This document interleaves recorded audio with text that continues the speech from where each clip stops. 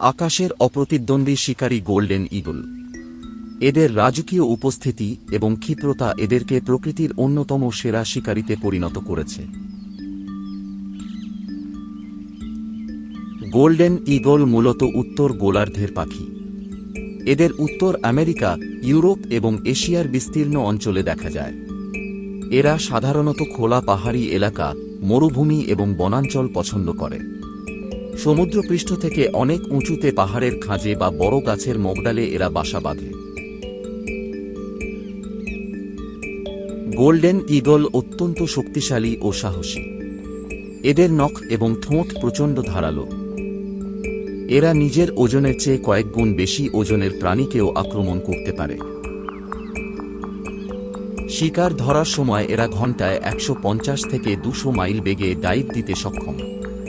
এদের দৃষ্টিশক্তি মানুষের চেয়ে প্রায় ৮ গুণ বেশি প্রখর। এরা মূলত মাংসাশী প্রাণী।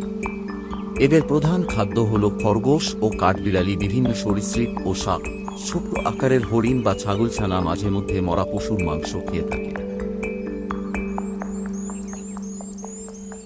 গোল্ডেন ঈগল সাধারণত সারা জীবনের জন্য জোড় বাঁধে। স্ত্রী ঈগল একবারে ১ থেকে ৪টি ডিম দেয়। প্রায় ৪৫ দিন পর ছানা ফুটে বের হয়। বাবা ও মা দুজনেই ছানার যত্ন নেয়। প্রায় ৩ মাস পর ছানারা উড়তে শেখে।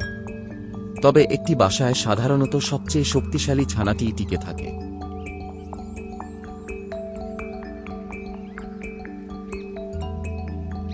প্রকৃতিতে গোল্ডেন ঈগল সাধারণত ২০ থেকে ৩০ বছর পর্যন্ত বাঁচে।